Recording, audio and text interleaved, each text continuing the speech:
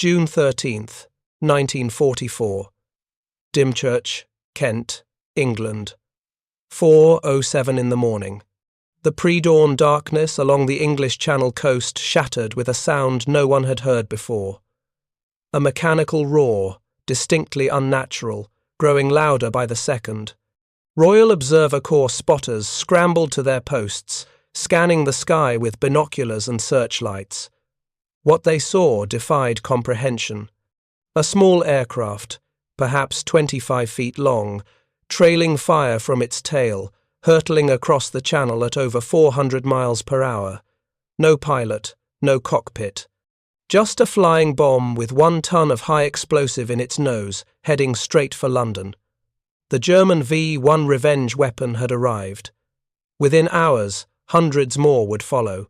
Britain's anti-aircraft defences, which had mastered the art of shooting down manned bombers, suddenly faced an enemy that flew faster, smaller, and lower than anything they had encountered. Traditional contact fuses required a direct hit on a target moving at nearly 200 meters per second. The mathematics were brutal. Even the best anti-aircraft gunners were achieving hit rates below 5%. Before we jump back in, tell us where you're tuning in from, and if this story touches you, make sure you're subscribed because tomorrow I've saved something extra special for you. But 40 miles away, in a heavily guarded facility, scientists and military officers were preparing to deploy a weapon so revolutionary, so sensitive, that its very existence was one of the war's most closely guarded secrets. A fuse that didn't require a direct hit. A fuse that could sense when it was near a target and detonate automatically. A fuse that would transform air defense overnight. The Germans had no idea what was about to hit them.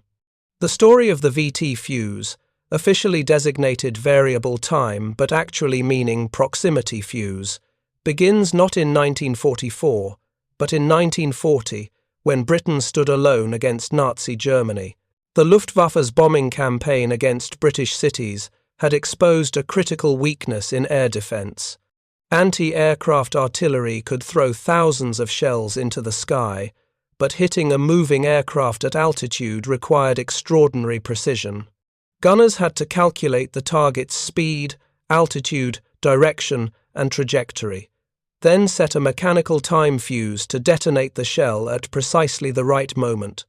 If the calculation was off by even a second, the shell exploded harmlessly in empty sky. Hit rates were abysmal. For every aircraft destroyed, British anti-aircraft batteries fired an average of 2,500 shells. 2,500 shells for 1 kill. The waste was staggering, not just in ammunition, but in time, manpower, and industrial capacity. The British Tizard mission arrived in Washington, D.C. in September 1940, carrying a black metal box containing Britain's most secret military technologies. Among the blueprints and prototypes was research into proximity fusing. The concept was theoretically simple. Put a radio transmitter and receiver in the nose of an artillery shell. The transmitter sends out radio waves. When those waves bounce off a nearby aircraft, the receiver detects the reflected signal and triggers detonation. Simple in theory, monumentally difficult in practice. The device had to be small enough to fit in a shell casing, typically just 3 to 4 inches in diameter. It had to survive the acceleration of being fired from a gun, approximately 20,000 times the force of gravity. It had to function reliably after spinning at hundreds of revolutions per second. It had to work in rain, snow, extreme heat, extreme cold, and while travelling at supersonic speeds, it had to cost little enough for mass production. And it had to be reliable enough that commanders would trust it in combat. The American military establishment, particularly the National Defense Research Committee, took on the challenge in late 1940. Section T, the division responsible for proximity fuses, was established under Merle Tuve at the Johns Hopkins University Applied Physics Laboratory. Tuve, born January 27, 1901, in Canton, South Dakota, was a physicist of exceptional ability. He had earned his doctorate from Johns Hopkins in 1926, conducted groundbreaking research in nuclear physics, and pioneered radio wave propagation studies. Now he turned his formidable intellect to creating a miniature radio that could survive being shot out of a cannon. The technical challenges were immense. Vacuum tubes, the only electronic components available in 1941, were fragile glass devices designed for radios and equipment that sat stationary on tables or shelves. Making them survive 20,000 times, gravity required completely reimagining their construction. Tuve's team developed rugged miniature tubes with elements that could flex during firing without breaking. They created battery systems that activated on firing and lasted long enough for the shell to reach its target. They designed radio circuits that could function while spinning rapidly. They solved the problem of preventing premature detonation from the gun's own muzzle flash and electrical interference. By spring 1942, prototypes were ready for testing. The first test firings at Dahlgren Naval Proving Ground in Virginia were promising but inconsistent. Some fuses worked perfectly, others failed completely. The team refined designs, ran thousands of tests, and gradually improved reliability. By August 1942, the fuse was reliable enough for limited production. But production raised new challenges. Each fuse required 5 miniature vacuum tubes, precision resistors, capacitors, and other components. Manufacturing had to be scaled to produce millions of units. Western Electric, Eastman Kodak, Sylvania, and dozens of other companies received contracts. Workers, again predominantly women, assembled fuses by hand under strict quality control. Rejection rates had to be kept minimal while maintaining absolute reliability. The secrecy surrounding the VT fuse was extraordinary. Workers assembling components often had no idea what they were building. Security classifications were higher than those for the Manhattan Project in its early stages. The military imposed strict rules on fuse deployment. Initially, VT fuses could only be fired over water, never over land where duds might fall into enemy hands. The penalty for violating this restriction was court-martial. The fear was justified. If the Germans captured an intact VT fuse and reverse-engineered it, they could deploy the technology against Allied bombers. The implications for strategic bombing campaigns were terrifying. Every B-17 and Lancaster flying over Germany would face anti-aircraft fire with proximity fuses, dramatically increasing casualties. The first combat use came in January 1943 in the Pacific Theater. The cruiser, USS Helena, fired VT-fused 5-inch shells against Japanese aircraft attacking near Guadalcanal. The results were immediate and dramatic. Aircraft that would have required dozens of rounds to hit with conventional fuses were being destroyed with just a few proximity-fused shells. Hit rates increased by factors of 10 or more. Word spread quickly through the Navy.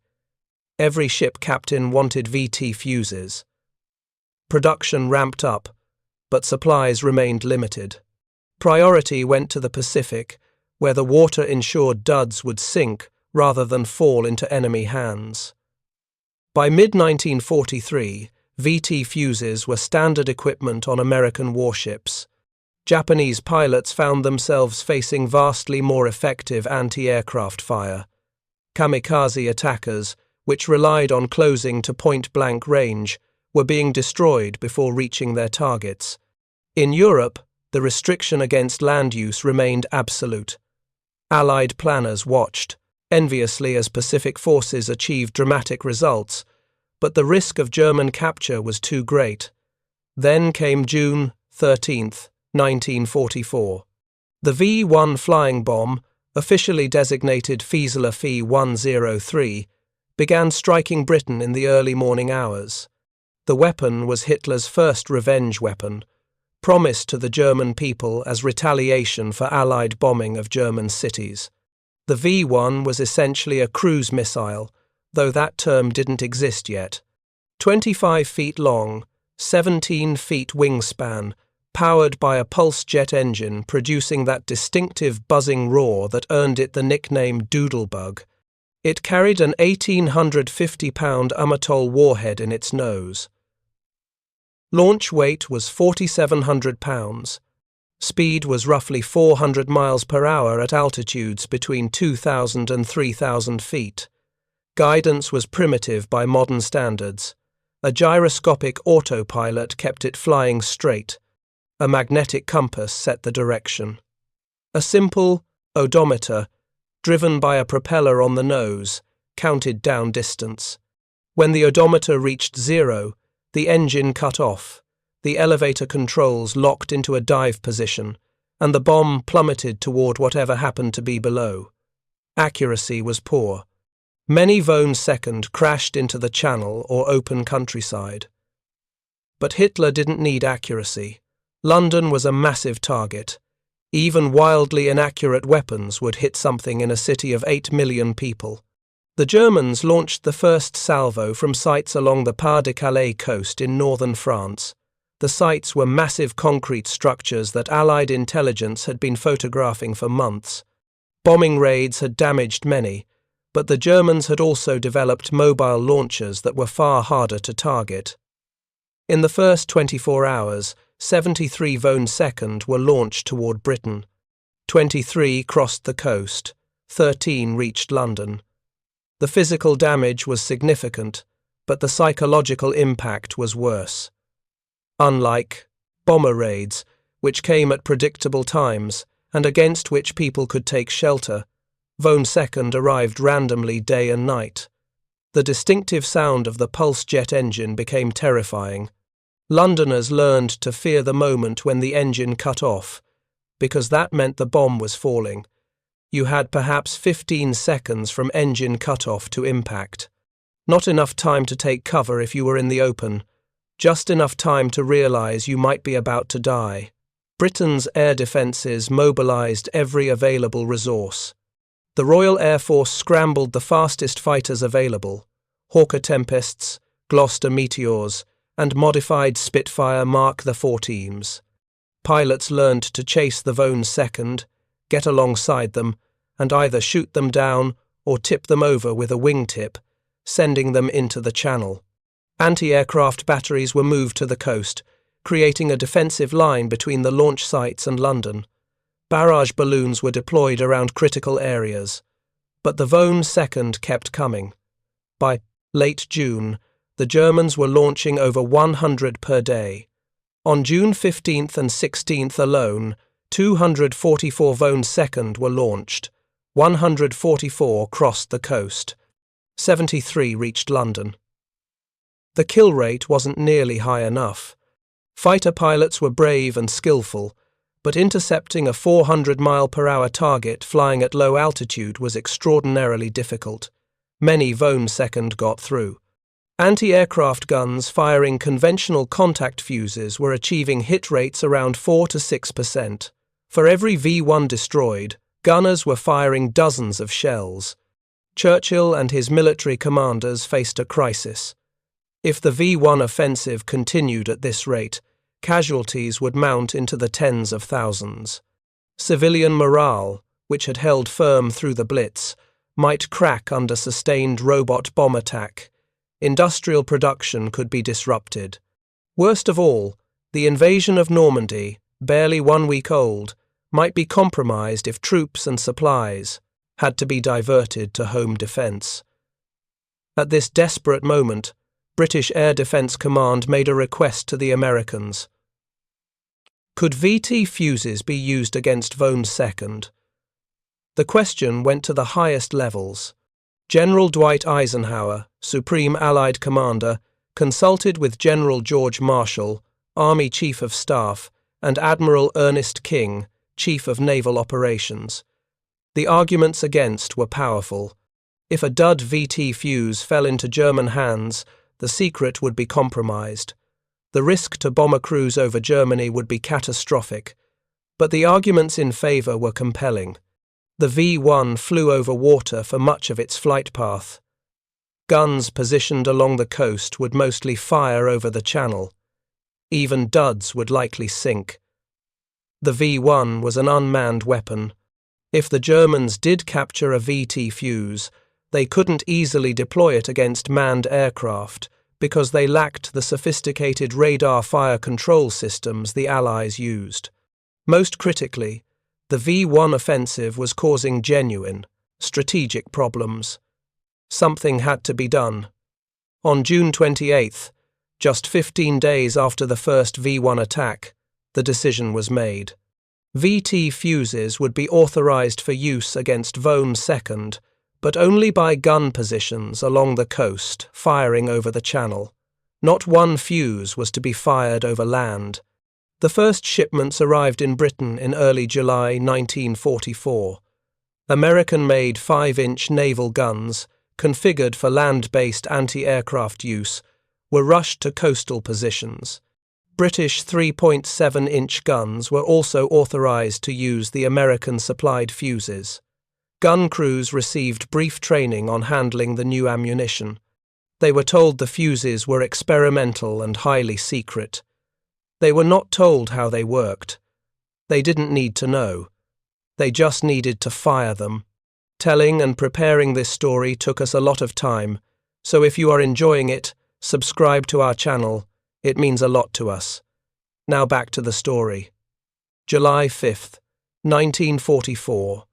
The coastal gun battery near Dymchurch went on alert. Radar operators reported a V-1 crossing the channel, heading toward the coast at low altitude. Gunners tracked the target, loaded VT-fused shells, and fired. The first shell exploded close to the V-1, but not quite close enough. The V-1 flew through the blast without apparent damage. The second shell detonated within feet of the target. The fragmentation pattern shredded the V-1's thin metal skin. The pulse jet engine disintegrated. The bomb tumbled into the channel in a spray of debris. The gun crew was stunned. They had seen the explosion, clearly not a direct hit, yet the V-1 was destroyed. No one told them exactly what had happened, but word spread quickly. The new fuses worked. Over the following days, kill rates began to climb. Guns that had been achieving 4 to 6% success rates with contact fuses suddenly jumped to 20, then 30, then 40%. By mid-July, coastal batteries equipped with VT fuses were destroying more than half of all V-2 that came within range. The statistics were remarkable. Between July 4th and August 28th, 1944, a period of 56 days, anti-aircraft guns along the British coast engaged thousands of V-1 flying bombs. The official records show that in this period, guns equipped with VT fuses shot down approximately 1,900 to 2,000 V-2. The success rate was staggering. Roughly 74 to 79% of V-2 engaged by VT-equipped guns were destroyed. Compare this to the 4 to 6% kill rate with conventional contact fuses. The improvement was more than tenfold. Gun crews were achieving success rates that would have been considered impossible just months earlier. The impact on the V-1 offensive was immediate. German intelligence officers monitoring the campaign noted that V-2 were being destroyed at dramatically higher rates when approaching the British coast. Initially, they suspected the British had developed new fighter tactics or deployed additional aircraft. But reconnaissance flights and intelligence reports showed no significant increase in fighter strength. The Germans were baffled.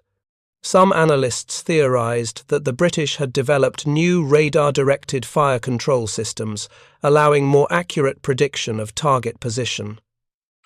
They were partially right. Fire control systems had improved. But they had no idea about the revolutionary fuses detonating shells automatically when near the target. German scientists had considered proximity fusing before the war. Research programs existed, but the technical challenges had seemed insurmountable, especially the problem of miniaturizing electronics to survive gun firing. The Germans had excellent scientists and engineers, but they lacked the industrial capacity and the right technological foundation. Their electronics industry relied on different approaches than American mass production techniques. The British were equally delighted and terrified. Delighted because the VT fuse was saving thousands of lives. Terrified because eventually a dud would fall on land and the Germans would discover the secret.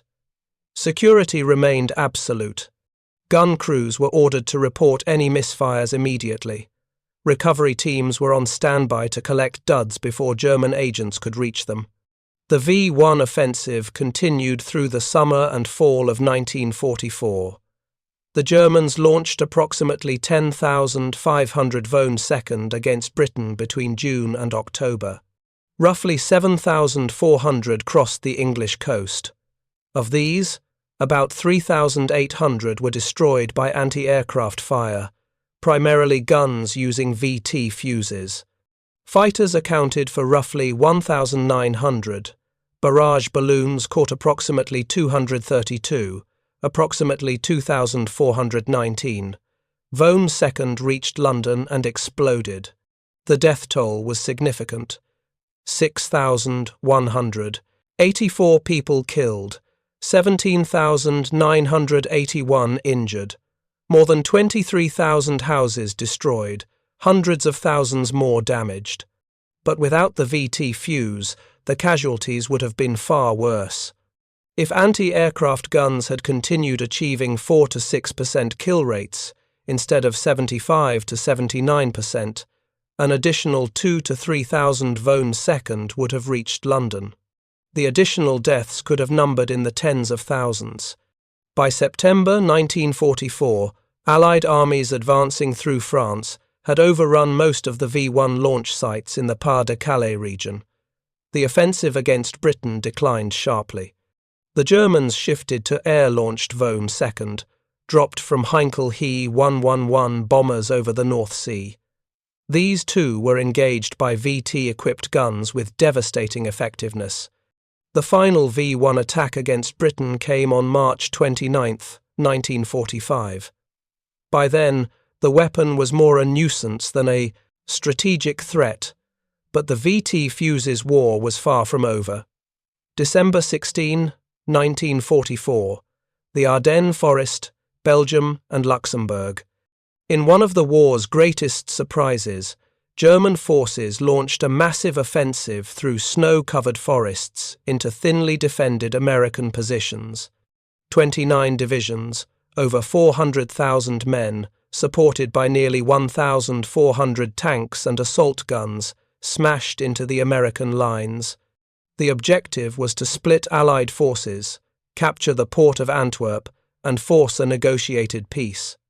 The attack achieved complete tactical surprise. American units were overrun or surrounded. The weather was terrible. Snow, fog, and clouds grounded Allied aircraft. German tanks advanced rapidly, creating a huge bulge in the Allied lines that gave the battle its name. The situation was desperate. American forces needed every advantage they could get. On December 23, 1944, the weather cleared enough for American artillery to engage German formations. For the first time in the European theatre, VT fuses were authorized for use over land. The restriction that had been absolute for 3 years was lifted. The risk of German capture was now acceptable because the alternative was losing the battle. American 105mm howitzers and 155mm guns opened fire with VT-fused shells. The effect on German infantry formations was apocalyptic. Traditional artillery shells using contact or time fuses exploded when they hit the ground or at a preset altitude. Most of their fragmentation sprayed horizontally or upward. Soldiers lying prone or in shallow foxholes were relatively protected. VT-fused shells detonated 20 to 30 feet above ground. Their fragmentation pattern sprayed downward in a lethal cone. Soldiers in foxholes, behind walls, even in shallow trenches, were exposed to fragments raining from above. The casualty rates were horrific. German commanders reported entire companies shredded by artillery fire that seemed impossibly accurate. Radio intercepts recorded German officers screaming about artillery shells that exploded in the air without hitting anything. Soldiers reported seeing shells burst overhead with no apparent cause. The psychological impact was devastating. Artillery fire had always been terrifying, but soldiers knew that if they hit the ground and found cover, they had a reasonable chance of survival. VT fuses eliminated that safety. There was no effective defense except deep bunkers. German military intelligence finally obtained intact VT fuses from unexploded shells recovered near Bastogne. German scientists examined them with a mixture of admiration and dismay. The miniaturization was extraordinary. The ruggedness was beyond anything German electronics could achieve. The reliability implied mass production on a scale German industry couldn't match. One German report concluded that the Americans must be manufacturing millions of these devices. The scientific achievement was remarkable. The industrial achievement was overwhelming. Germany had no hope of replicating the technology before the war ended. At the Battle of the Bulge, American artillery fired approximately 43,000 VT-fused rounds. The effectiveness was undeniable.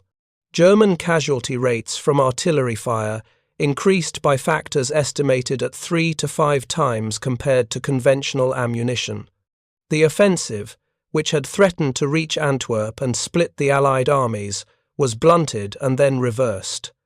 VT-fused artillery contributed significantly to that reversal. After the Bulge, restrictions on VT-fuse use over land were permanently lifted in Europe. American artillery used them extensively in the final campaigns across Germany. The Germans attempted to develop countermeasures. They experimented with electronic jammers designed to prematurely detonate VT-fused shells. Some success was achieved, but not enough to matter. Allied forces simply fired more shells. The industrial advantage was overwhelming. In the Pacific, VT fuses continued their devastating work against Japanese aircraft.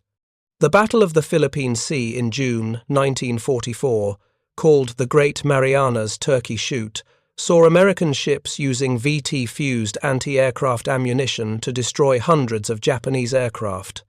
The lopsided nature of the battle, where American forces shot down approximately 600 Japanese aircraft while losing only 29 of their own, was partly attributable to VT fuses. Kamikaze attacks, which became increasingly common in late 1944 and early 1945, were far less effective than they would have been without VT fuses. Suicide attackers needed to close to point-blank range to strike their targets. VT-fused shells destroyed them at ranges where conventional fuses would have been ineffective. The invasion of Okinawa in April 1945 saw the most intensive use of VT fuses in the Pacific. American ships anchored off the island faced wave after wave of kamikaze attacks. Over 1,900 kamikaze sorties were launched against Allied shipping. Approximately 7,500 Japanese aircraft participated in conventional and suicide attacks. The kill rate achieved by American anti-aircraft fire was extraordinary. Exact numbers remain debated, but estimates suggest that VT-fused shells accounted for destroying or damaging over 50% of attacking aircraft that came within range. Without VT fuses, American casualties would have been significantly higher. Ships that survived kamikaze attacks might have been sunk. The invasion timeline might have been extended. The cost in lives saved by VT fuses at Okinawa alone likely numbered in the thousands. By May 1945, when Germany surrendered, American industry had produced over 22 million VT fuses, 22 million miniature radios, each capable of surviving, 20,000 times gravity, each functioning reliably in conditions ranging from Arctic cold to tropical heat, each costing approximately $20 to manufacture. The scale of production was staggering. Over 100 companies were involved in manufacturing components. Western Electric alone produced 4 million fuses. Eastman Kodak, better known for cameras and film, produced hundreds of thousands more. The organizational achievement was as impressive as the technical achievement. After the war ended, the VT fuse's role became public. Life magazine ran a feature story in September 1945 calling it one of the war's most important weapons. Military analysts estimated that VT fuses had increased the effectiveness of anti-aircraft fire by factors ranging from 5 to 10, depending on the tactical situation. German prisoners of war interviewed after the surrender confirmed that VT-fused artillery had been one of the most feared weapons they faced. Japanese officers provided similar assessments regarding anti-aircraft fire. The strategic impact is difficult to quantify precisely, but several conclusions are clear. Against V-1 flying bombs, VT fuses increased kill rates from roughly 5% to 75 to 79%, preventing thousands of bombs from reaching London and other targets. At the Battle of the Bulge, VT-fused artillery significantly increased German casualties and contributed to halting the offensive. Against Japanese kamikaze attacks, VT fuses protected Allied ships and personnel, enabling operations that would have been far more costly without them. The technology developed for the VT fuse had enormous post-war applications. Miniaturized electronics, rugged vacuum tubes, and proximity sensing became foundational technologies for guided missiles, aerospace systems, and eventually consumer electronics.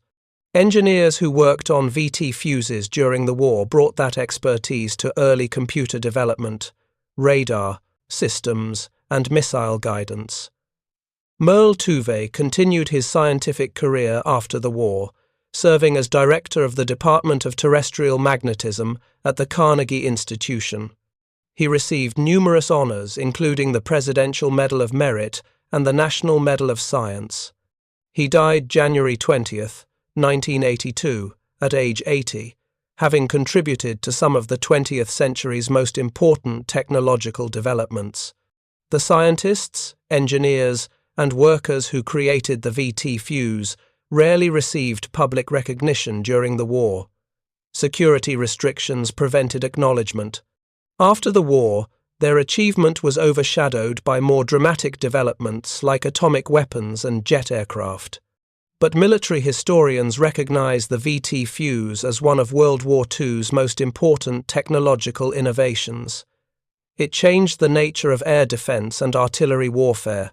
The British coastal gunners who operated VT-equipped anti-aircraft batteries in the summer of 1944 probably never fully understood what they were firing. They knew the new ammunition worked far better than the old. They knew they were destroying V-1 second at rates that seemed impossible just weeks earlier. That was enough. They were saving lives, protecting London, and doing their part to win the war. One British gunner, interviewed years after the war, recalled the summer of 1944. He described watching V-1 second approaching the coast, hearing that horrible buzzing sound, seeing the flame from the pulse jet engine. He remembered firing the new shells and seeing V-1 second destroyed by explosions that didn't seem to hit anything solid. "We thought we'd suddenly become brilliant marksmen," he said with a laugh. "Then we realized it was the ammunition. The Yanks had given us something special. We never knew exactly what, but it worked. God, it worked." That simple assessment, from a sergeant in a coastal artillery battery, captures the essence of the VT fuse's achievement. It worked. When lives depended on it, when the stakes were highest, when conventional weapons were inadequate, the VT fuse performed beyond expectations.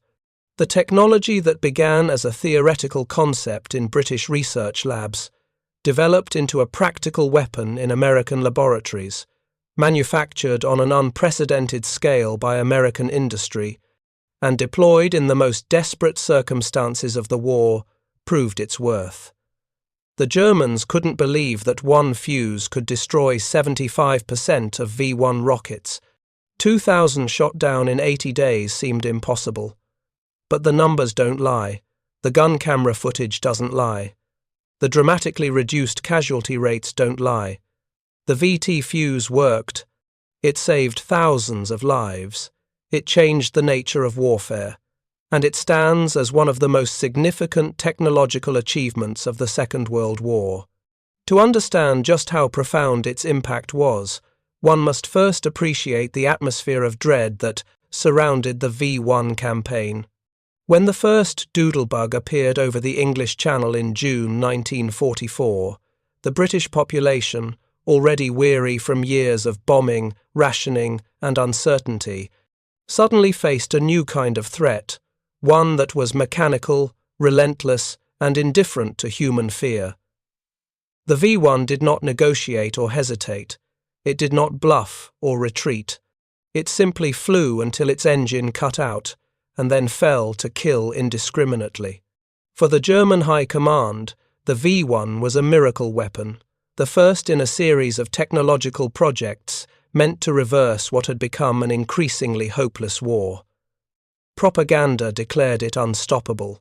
Engineers boasted that its speed and size made interception nearly impossible.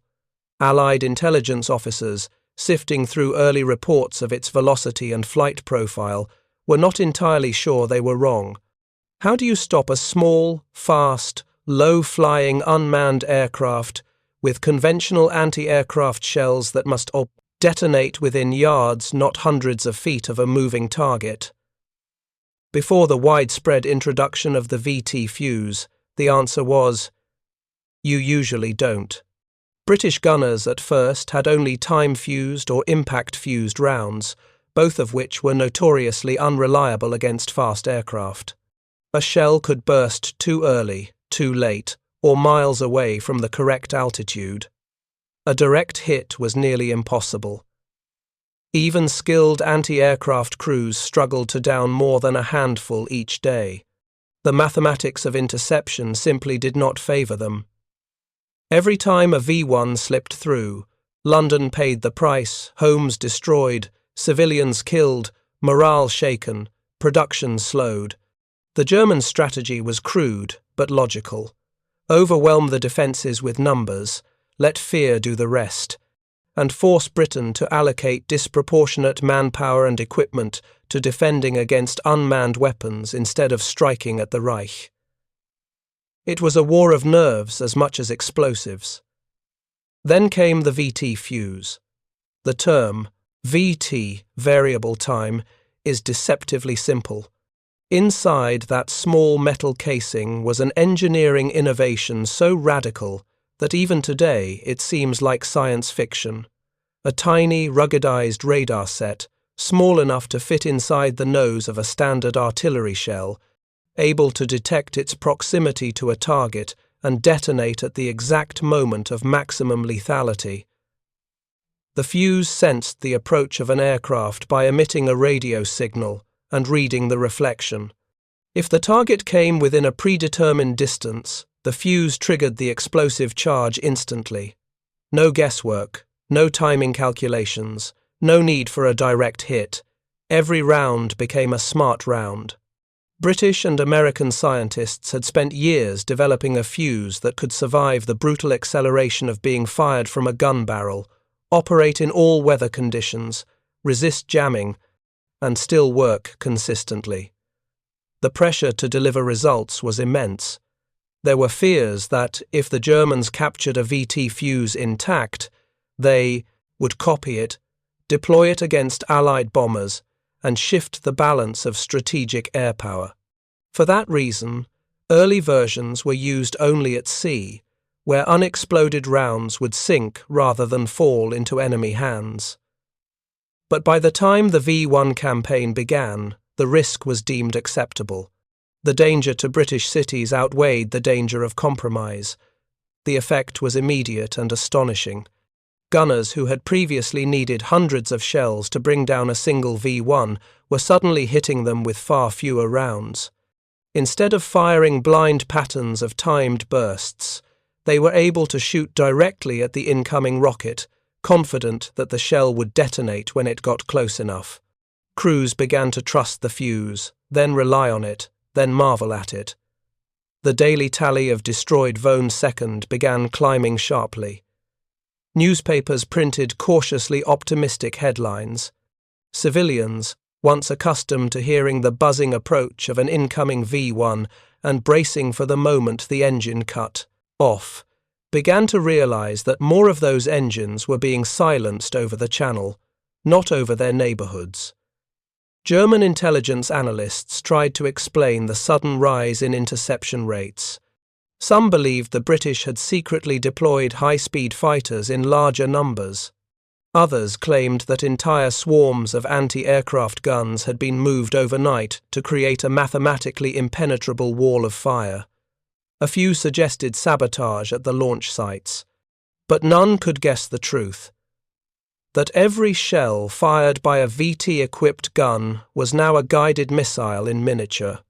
By September 1944, the Germans were losing V-2 so quickly that even Joseph Goebbels, chief propagandist and professional illusionist, could not spin the numbers. Internal memos reveal genuine shock. Engineers refused to believe that an artillery fuse was responsible. They assumed the British had invented a new type of radar, or a new kind of tracking system, or a previously unknown aircraft. 10. The idea that a fuse, just a fuse, could render their prized weapon obsolete was unthinkable. Yet that was exactly what had happened. The significance of the VT fuse went beyond the destruction it caused.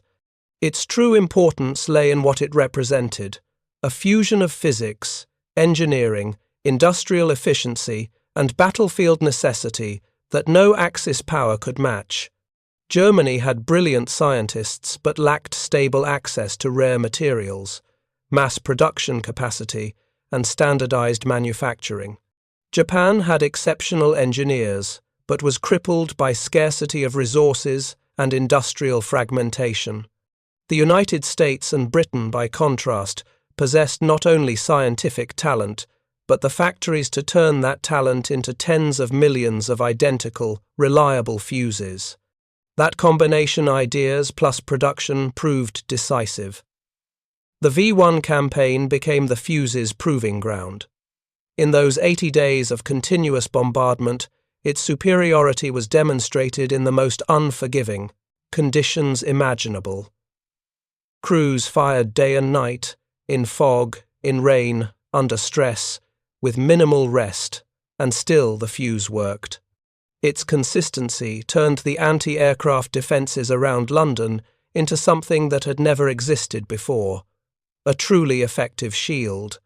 By the time the final V-1 fell into the English Channel in March 1945, shot down by a VT-equipped gun battery, it marked far more than the end of Germany's revenge weapon campaign. It marked the victory of scientific ingenuity over terror, of disciplined manufacturing over frantic desperation, of organized industrial democracy over dictatorship's last-ditch fantasies. The robot bombs that were supposed to terrorize Britain into surrender had been neutralized not by fear, retaliation, or appeasement, but by the patient, methodical work of engineers and factory workers. The implications spread far beyond the British Isles. The VT fuse would go on to influence virtually every aspect of post-war weapons development. Its principles laid the foundation for modern proximity fuses used in missiles, artillery, naval weapons, and even some anti-missile systems. It proved that miniaturized electronics could survive extreme acceleration forces. It demonstrated the strategic value of smart munitions decades before the term became common. And it signaled a shift toward warfare in which precision and timing mattered more than weight of metal.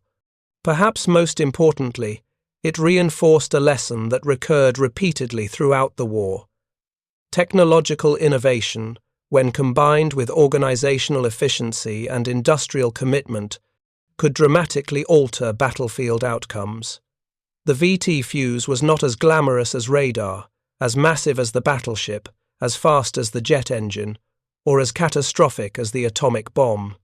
Yet in terms of saved lives, diverted catastrophe, and altered strategic trajectories, it stands beside them as an equal. The soldiers who fired those guns likely never knew they were operating one of the war's most revolutionary weapons. They did not understand the oscillators, the vacuum tubes, the microcircuitry, or the calibrated antenna inside the fuse. They did not need to. They only needed to know that when they pulled the lanyard, the shell leaving the barrel might save a neighborhood, a family, perhaps the city itself.